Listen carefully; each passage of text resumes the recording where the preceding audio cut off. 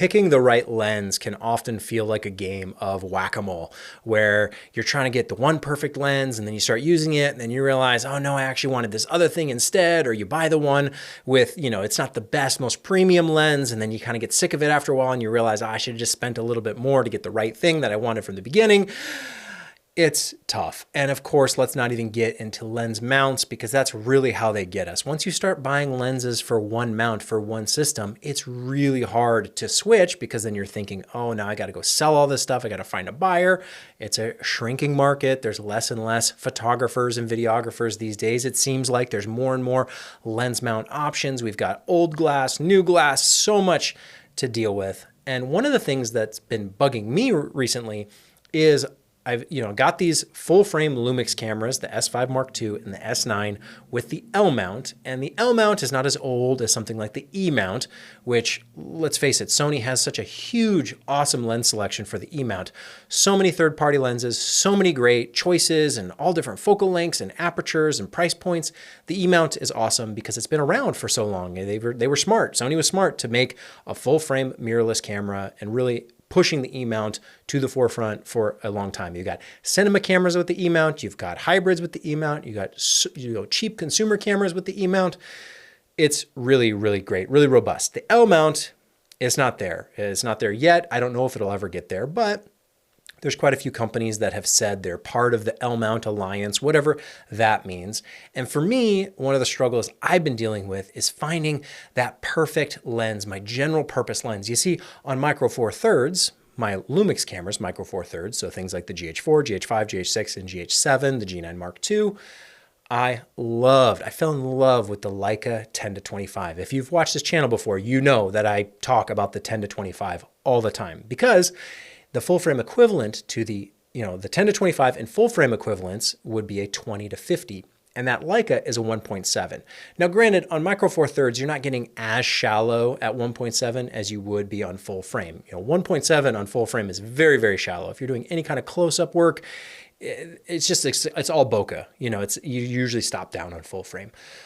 But on Micro Four Thirds, 1.7, you get great, exposure in terms of being able to just see kind of what's happening, especially if it's low light. You have 1.7, it's pretty bright, oftentimes too bright, where you need ND filters or something. But also that depth of field at 1.7 on Micro Four Thirds, it's just so sweet. And the focal range, 10-25 on Micro Four Thirds, again, that 20-50 full frame equivalent. It's just so perfect. And I've talked about this a lot before of why I think that lens is awesome for Micro Four Thirds. So if you're shooting Micro Four Thirds, something like the GH7, and you don't have the 10-25, I would highly, highly recommend it. I'll put a link to it in the description. It is an expensive lens. Don't get me wrong, it's very expensive. That whole Leica set, there's a 25-50, also an awesome lens. There's a 50-200, incredible, awesome lens.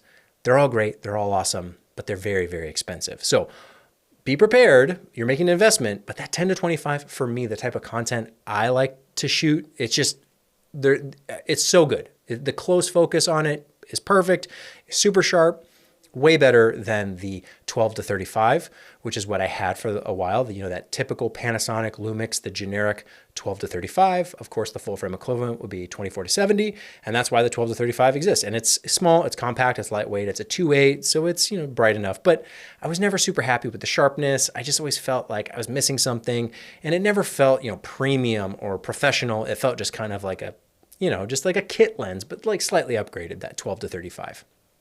And then same thing is true for the Sigma 18-35 with the Speed Booster, very popular combo. I feel like around the GH5 timeline is when the Sigma 18-35 really took off, using a Metabone Speed Booster or a Viltrox Speed Booster, something like that with the 18-35. Really nice combination. And that's what I shot for the longest time because it was, getting that, kind of APS-C field of view on Micro Four Thirds was valuable. And of course, you're getting extra light, and so you're getting shallower depth of field. All these shallower depth of field. I know these are kind of it's the shortcut way we talk about these things. It's not always technically accurate, but for the most part, it's true. 18-35 very popular, but I was never super happy with like the sharpness of it. Well, I was not happy in hindsight. Once I started shooting with the 10-25, that Leica 10-25, I realized how much I was missing with that 18-35. 18 with the speed booster, you're looking at like a 1.5 crop. I think that's like a 27 millimeter, 28 millimeter equivalent. And so when you're, looking at maybe like a 20 millimeter equivalent, that extra wide field of view is so, so nice shooting with a 10 millimeter on Micro Four Thirds. And I'm sorry if all these numbers, it's hard to track, it's hard to follow, gets a little lost in the sauce. I understand. I'm there. I've been shooting with this stuff for so long that it's easy for me just to rattle it all off. But listening to it, I could imagine being a little, I don't know, maybe confusing or maybe a little irritating. But anyways, long story short, if you're shooting Micro Four Thirds, get the 10 to 25. I promise you it is worth the investment. There's other alternatives that you can make work, like the Sigma 18 to 35 with the MetaBones speed booster, or your generic, 12 to 35. But both of those, even though they're cheaper, I promise you in the long run, they're not as worth it as something like the 10 to 25. It's just a fabulous, beautiful lens. It is big, it's a little heavy, but honestly, it's not that bad in the grand scheme of things. It takes great photos, shoots great video. It doesn't have stabilization, but honestly, with IBIS, you don't need it. 10 to 25 is where it's at for Micro Four Thirds. I'm not the only one saying this. There's plenty of people out there who will tell you the same thing. It's just maybe not the most popular knowledge because, again, the lens is expensive, so it just is a limited user base of people who have it. But people who have it, I think, swear by it, so go check it out. Now, here's my problem. Full frame, L mount, S5 Mark II, S9, great, beautiful cameras, excellent image quality. I can record what I need to, but there's no 10 to 25 equivalent for the L mount yet. There's no 20 to 50. There's options, there's things that are available that kind of cover similar focal ranges, but there's nothing in that sweet spot. And I've talked about this before. Really, my full frame dream lens would be a 20 to 50, even if it was like a f2.8, like that would be fine. It doesn't have to be a 1.7, it doesn't have to be an f2. If it is, awesome. But there's really nothing 20 to 50. There's a 28 to 45, and it's big, it's heavy, it's expensive, and it doesn't give me that wider field of view. I'm starting at 28. That's not good enough for me in terms of what I want to see and what I want to capture as a wide lens. What else is there? Well, there's what I'm currently shooting with, which is the 28 to 70. That was a play, more or less based on size and weight. So the 28 to 70 is a Sigma lens. Great, happy with it. There's some optical characteristics that I'm not super in love with. It's not the sharpest lens I've ever used. It has some, aberrations and things that, is not my favorite, but when you're looking at size and weight, the 28 to 70 makes a lot of sense. It's also, more affordable than the 24 to 70, which is the more professional premium version. They're both f2.8, so in terms of depth of field and brightness, they're very equivalent, but you're losing those 4 millimeters on the wide end. But what you're making up for it is in just overall compactness with the 28 to 70. So that's why I chose it as a general purpose, kind of run and gun, be able to get wide stuff, get long stuff. Great, awesome. But that 28 is pretty limiting. I want something wider. A 24 would be nice, but really 20 is where it's at, I think, anyway. So the 24 to 70, it's a solid option, but you end up, in my position, I would be paying more to basically have what I already have because the difference between 28 and 24 is not enough for me to justify that extra cost, or the increase. Now, you could get something like the 24 to 105, but there you're looking at an f4. And for me, the value of full frame is having that ultra shallow depth of field when I want it. And so to have an f4, which is very similar depth of field to what you can achieve on Micro Four Thirds, to me kind of defeats the purpose. I know there's plenty of people who don't want it super shallow, and I'm like that too from time to time, where I want to shoot at like an f4 or a 5.6, but I don't want to be limited to that. I don't want to have to basically just match my depth of field from what I could get from Micro Four Thirds. If I have a full frame camera, I want to take full advantage of it. And you can get primes, which I have, like an 85 1.4 or even a 20 mil 1.4, but I still am looking for that sweet spot dream lens that I can zoom with. It's got a fast enough aperture that I'm getting that shallow depth of field if I want it. So something like an f2.8 is kind of my minimum standard. Like I don't want an f4. I want a 2.8. So that kind of neglects things like the 24 to 105. Really, I'm kind of looking at going, man, there's the 28 to 45. No. 24 to 70, no. 28 to 70, have it. It's fine. It's whatever. And then I'm looking at Sigma and I go, okay, there's this 16 to 28, which is kind of interesting to me because it's not my 20 to 50 that I'm looking for. It's 16 to 28, and that's not really what I'm after. But then I started thinking about it, realizing, well, if I'm at 16 and I'm dealing with a little bit of a crop anyway from stabilization, or I'm facing an actual crop if I'm shooting 4K 60, well, okay, maybe that's a little bit more versatile than I expected it to be. And then lo and behold, I realized the S9 has this hybrid zoom feature. So if you don't know about hybrid zoom, basically it's really cool. It's a unique feature to the S9. The S9 is the only camera that has it right now from Lumix that I'm aware of. They haven't updated the firmware on the S5 Mark II, although I think they should to embrace this feature. I don't even think you can do this on the GH7, but I'm not sure about that exactly. I know for a fact though that it's on the S9. And I think that's the only camera you can do it on.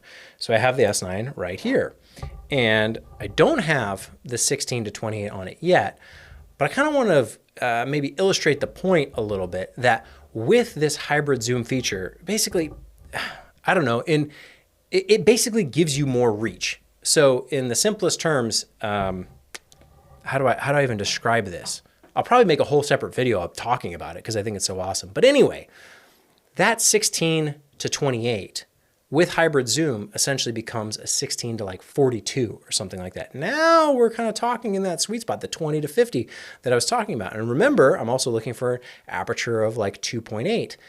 And the hybrid zoom doesn't affect your aperture at all. Now it kind of shrinks, you know, it increases your depth of field is the proper way to say it, which is good because what's happening with hybrid zoom is as you're zooming, so you're physically zooming the lens, you're taking, you know, your normal, and as you're doing that maneuver, the camera is cropping as you're zooming.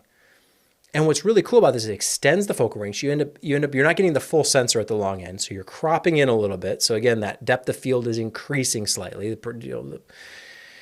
don't know if that's technically true, but we can think about it like that, as in practically it's true. Your depth of field is increasing, but you're not losing light. You're not changing your aperture. It's not a variable aperture like, oh, the other lens that would be up for consideration is the 20 to 60, which that's a great focal range, but it's variable aperture. It's not constant. And that's like a 3.5 to a 5.6, I think. And that's kind of slow and sluggish. And I don't want that on my full frame camera. The 20 to 60, that kit lens, they're affordable, they're cheap. The focal range is incredible, awesome. But I need a constant aperture, and it needs to be something like a 2.8 or faster for me and my needs. So that's also out of the question. Let's get back to that 16 to 28. Why does that become so special using hybrid zoom on the S9? Well, I'm not limited to 28 because for me, 28 is kind of like a wide lens. You know, I have the 28 to 70. 28 is the wide side of the equation. So a 16 to 28, I'll go from wide to wide. It's an ultra wide to wide, I guess is a more precise way to say it. That's not all that interesting. Ultra wide to wide, who cares? But 42, I'm getting like a 1.5 crop on top of my 20/28, because again, that hybrid zoom is cropping as you're zooming. So I don't have to push any buttons. I don't have to, dial in a zoom or anything like that. I'm just zooming on the lens, and hybrid zoom is doing the extension for me as it's seamless. Let me see if I can show you. This is the 28 to 70, 28, and you can see all the way to like 109 millimeter equivalent at a 70. But there's nothing I have to physically do other than zoom like I normally would to get that extension. It's all happening in the software, a live crop of the sensor. I think that's so smart. That's so cool. Sorry, the white balance is all off. All these settings are really messed up, but hopefully that proves the point. Something like that 16 to 28 becomes far more valuable using this special feature on the S9. I think in the long run, it's kind of unfortunate that this hybrid zoom is limited only to the S9 because the S9 can overheat. It's a little limited, doesn't have the headphone jack. It's missing certain features that I love on the S5 Mark II. So that's where I really, really want it. But to have something like 16 to 28, which becomes maybe, let me do the math, make sure my math is right, 28 times 1.5, that should be 42 if I'm remembering correctly. 28 times 1.5 is 42. So something like that. That might be fudged a little bit because if you're using stabilization, that probably crops a little bit too. But now all of a sudden, I'm not limited to ultra wide to wide. I have ultra wide to, 42. I would consider that's maybe like a medium kind of lens. And I actually kind of like that, because when I'm shooting these days, I don't always want these super long lens looks if I'm close up in a space. So it really depends on the type of content you're capturing. People criticize the L mount for not having, enough telephoto options. And again, we've talked about the E mount has been around forever at this point. It's been around so long, over 10 years, I think, a decade or more of lens development from all sorts of companies. The L mount is newer, and so it's going to take longer, but people are asking for telephotos they want to go, birding, or they're doing sports, or they're doing, I don't know, whatever they want for a super long telephoto lens. For me though, I'm on the other side of that. Usually I'm close to what I'm filming, and so I want kind of those wide or medium, zoom ranges, because I'm not so far away. I'm gonna be up close. And I think that stylistically, I actually like that. It's kind of fun to do wide shots with your telephotos. That's very stylistically satisfying, I think, because normally a telephoto is to get up close. But if you have a wide shot with a telephoto lens, that's striking and captivating. But then on the flip side, if you have a wide focal length, but you're getting up close, you're getting very intimate with the subject, with the object, all of a sudden you have a lot more perspective to play with, because that field of view is so wide, you're keeping the context with those wider close-up shots. So I don't use wide lenses for wide shots necessarily. They can be used that way, but I actually think it's more interesting to do the close-up work, the not necessarily close-up, but just even medium shots with a wider focal length, because you retain the perspective of the environment. You keep more of what you're doing, especially if you're doing anything vertical for social media. So if you're shooting, taking full advantage of these Lumix cameras and what they offer with OpenGate, you can shoot your horizontal, but you can also shoot your vertical at the exact same time. And the expanded field of view with those wider focal lengths is also helpful in that environment. So you're not just filling the frame with just one thing, because the image is so compressed by using a longer focal length. You have more perspective, you have more context, you have a subject, but it still has space, it has environment around it. And I find that super, super satisfying. So lots of lens choices. There still isn't anything that's quite perfect for me for L mount, for what I'm looking for. I really do want that full frame equivalent of the Leica 10-25. Hopefully Leica just makes that. The L mount, I think, is called L because of Leica. So make a full frame 20-50, make it fast. It can be big, it can be heavy, that's fine. I don't want it not too heavy, don't be crazy with it, but it's whatever, it's fine. But for the time being, I think with the S9, I found this new special, unique, the one camera and the one lens that can do what I need it to do is this particular combination. The S9 with the Sigma 16-28, which will equivalent, with this hybrid zoom feature will be like a 16-42 at a constant f2.8. Now, granted, there's some sacrifice. You're cropping in. It's not full frame then at the end of, that long end of the lens. You're kind of maybe increasing the noise a little bit because you're going pixel to pixel. You're not getting those oversampling benefits. So it's not a free lunch, okay? It's not a literal 16-42, but maybe none of that matters.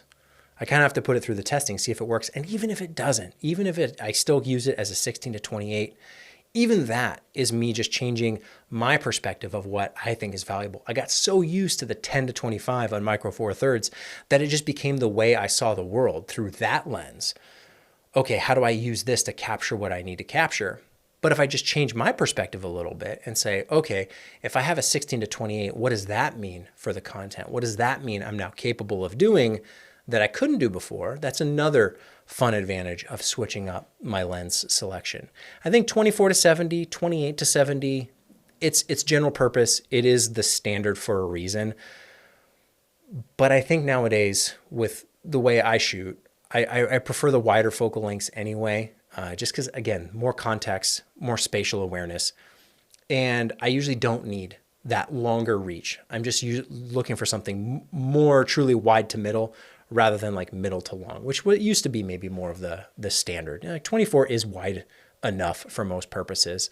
So a 24-70 is fine. The 28-70 is fine.